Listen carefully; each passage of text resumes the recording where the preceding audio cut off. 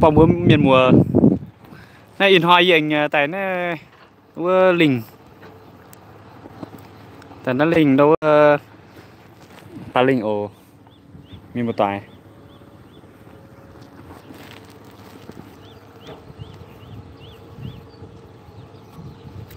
này in hai lùng chung dựa hả nhiều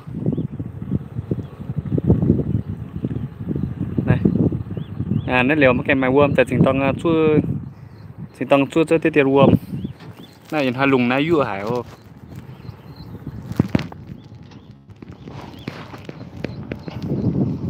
này chị chàng mua lình suốt đây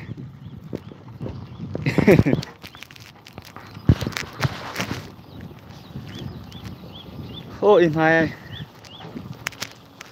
dựa hải hít là chính tông chua tiệt vuông ô xin hồ nắng em ơi ở dưới kia trời mưa à em chỉ lùng dụ hả như hổng này quâm số lình ạ đây lọ in hai anh tại chỗ in hai giang hoa p giang hoa thông hoa chỗ ít buôn hoa p sẽ chẳng ạ ui dụ hả này buôn mày buôn mảng tới tiền như cháu ổ này như cháu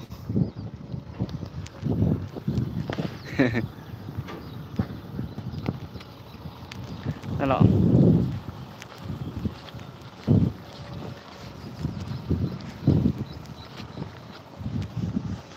này tới sẽ linh tập thi cái mày quâm này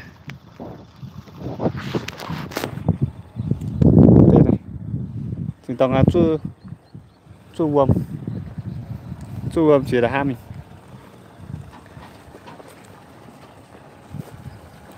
này phùng quâm ta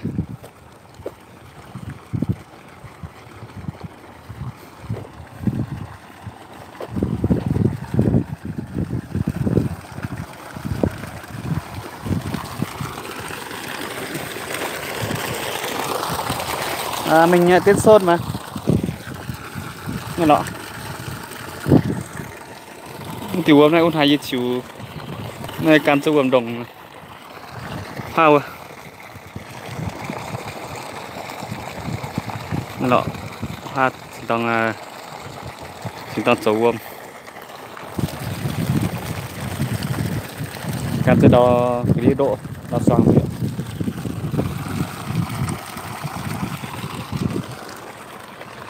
quản liều nó mà gom cáo rồi đợt ha miền một tải nữa cái gì tông pha đợt ha sẽ đọt lạnh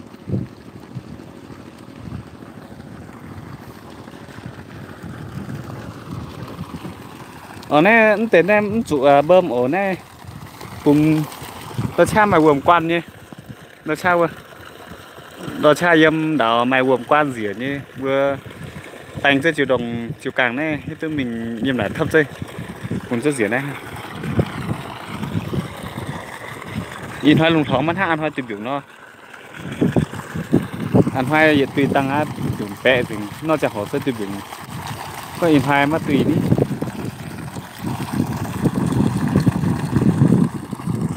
nghe từ mình này gần gai rồi này tôi làm cáo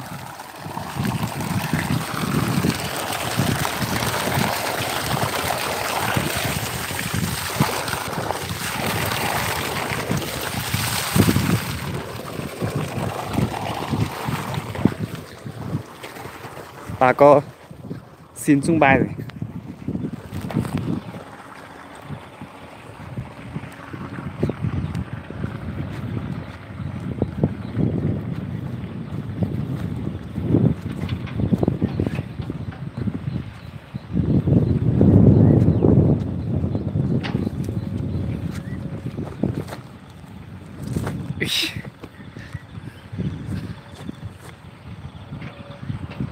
cái này thường là cái đám này thì 20 năm công, còn là một đám nữa ở dưới kia khoảng 20 công nữa,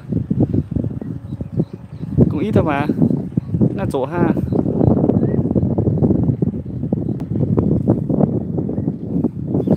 Điều mày nó có điên tiểu á, em mà em nặng cầu.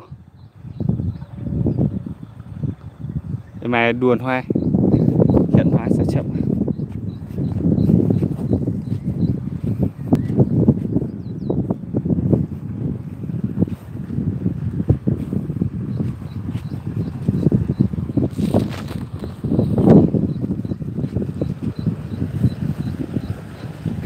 Chẳng lọ. Ủa mày qua mới chuẩn bị anh cháu đâu.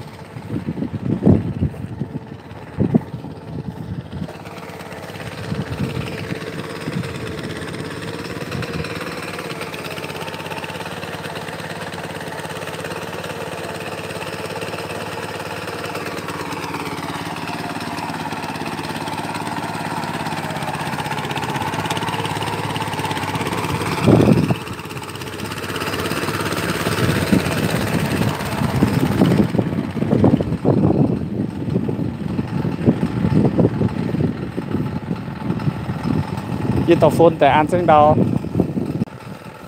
An Sơn Đào như chỗ công. Mưa miền một tải mạng. Ủa ta mạng sẽ mạng mất mạng sẽ biển hồi giờ. Chỗ công yên đào. Đó lọ. Tại như tàu phôn An Sơn Đào.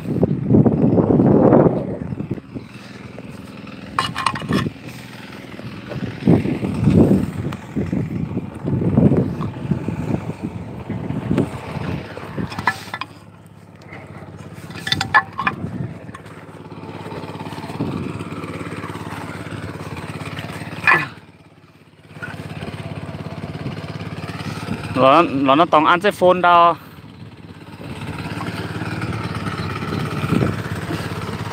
Cứ bữa mình buổi mạng ồ.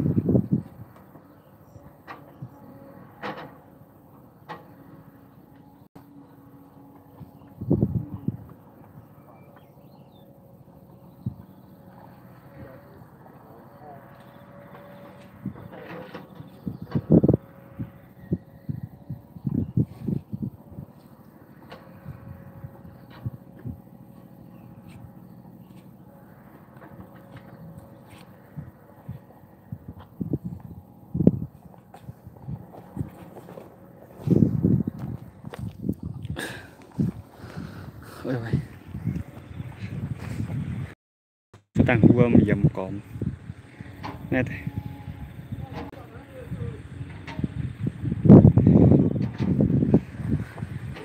À đâu anh dùng kia. Dùng điện thoại mà em ơi. Dùng điện thoại thôi.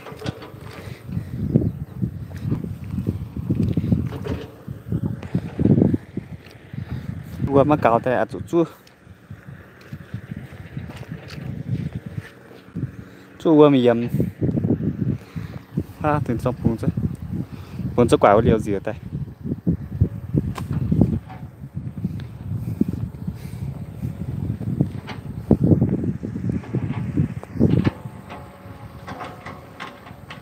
in hai lùng dọn phòng dụ hảo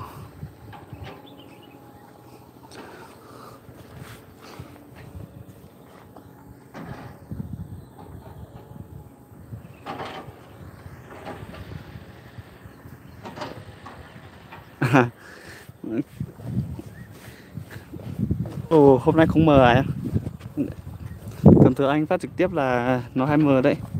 Nên phát trực tiếp này sập quả nên mảng mất hẳn chết á. In hoài má mớ. Chỗ xoang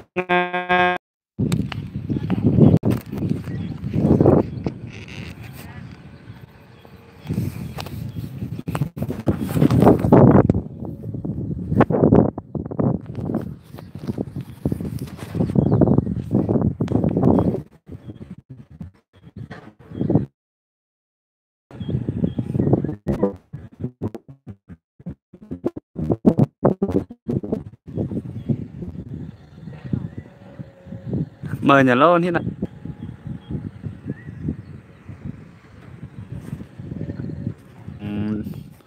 Tôi bị quên biệt iPhone mình.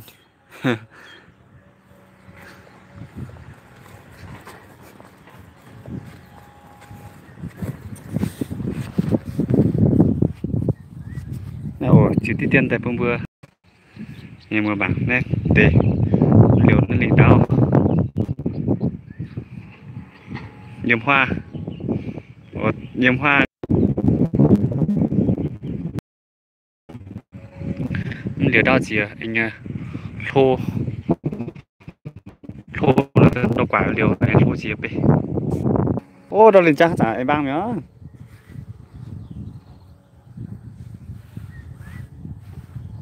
Mày là chơi qua mà.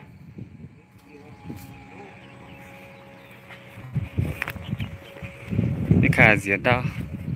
Tao chơi gì đâu. Thì mảng khác.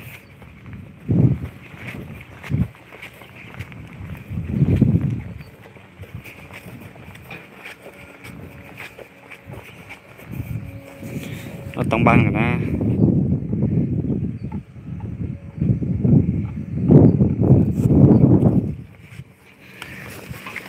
Băng hiện no.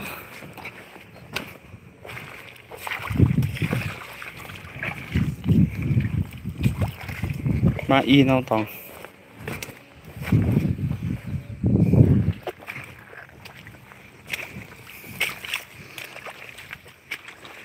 Nó tóm là chỉ chẳng băng về.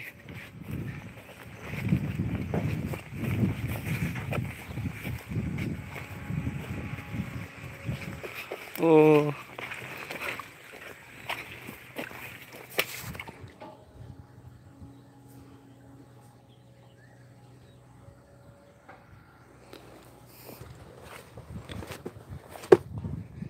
Nó sẽ chỉ chẳng băng gì đây.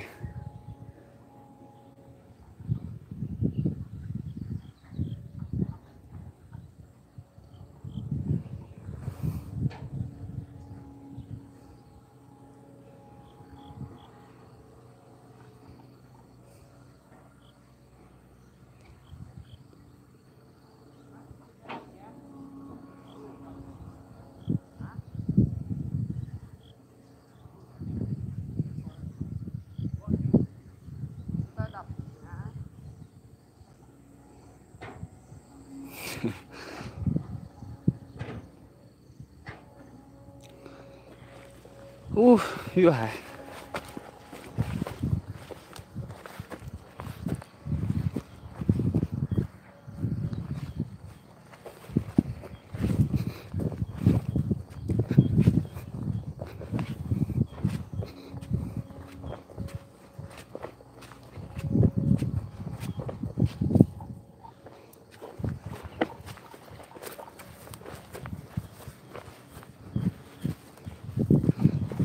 Chưa em ơi, đang chuẩn bị làm nốt cái kia đã.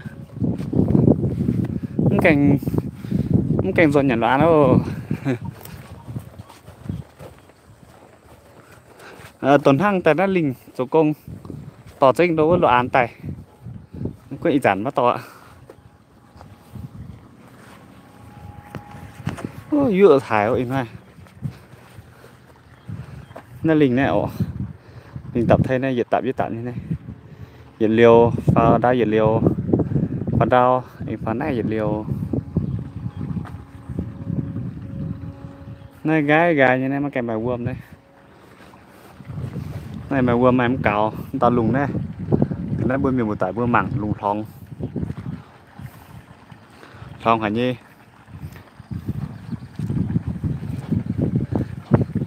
tại chuyện hai này chỗ công mất nặng mày trong hồ con bữa đi buôn vừa mình một toài mưa mình một toài tốn hơi đau về ổ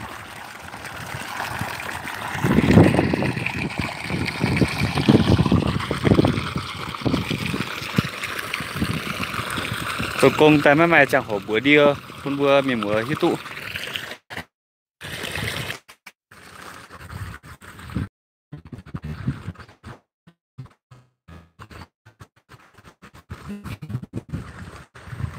tải mi mắm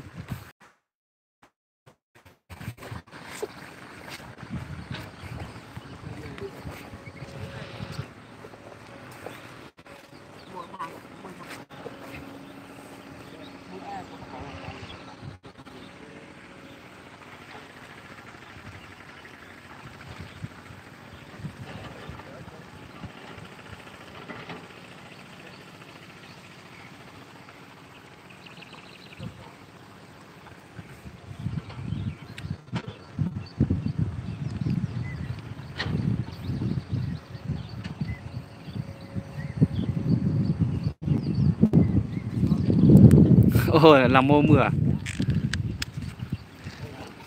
đây nhìn hai trời nắng như này mà nay nắng lắm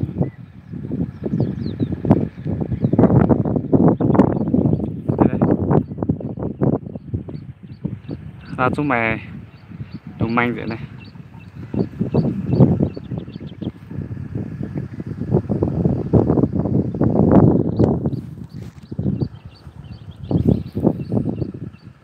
bây giờ cũng thích mưa lắm nhưng mà không mưa nhiều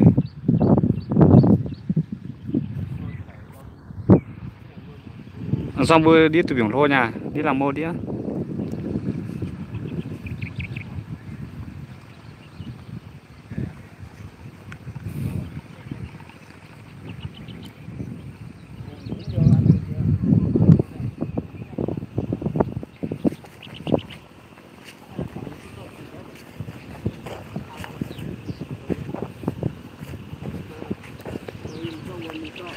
nếu nó chết lo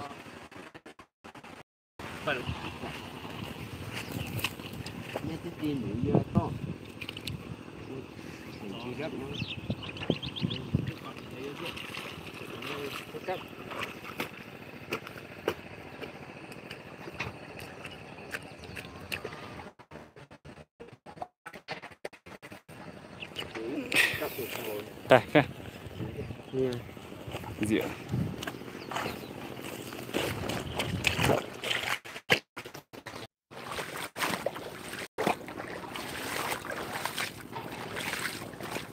tôi mình lọt tàu ăn thế nào chịu tí tiền ăn thế nào vừa nên mới vừa mặn ồ